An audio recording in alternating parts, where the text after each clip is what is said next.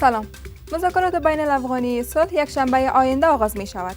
منابع می گویند تیم های مذاکراتی هر دو طرف آمادگی کامل دارند و دور نخست گفتگوها در دوحه پایتخت قطر انجام خواهد شد. امریکا از جمهوریت اسلامی در افغانستان حمایت می کند.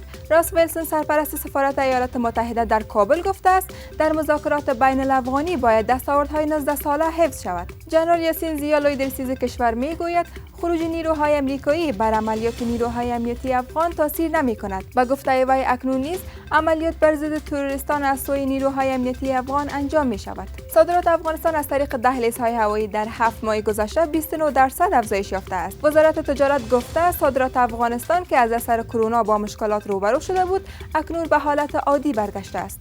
و در هند مواد مخدر به ارزش میلیون ها دلار که از افغانستان قاچاق شده بود ضبط شده است. بر اساس گزارشات مواد مخدر یاد شده نخست از افغانستان به ایران و بعداً به هند قاچاق شده بود.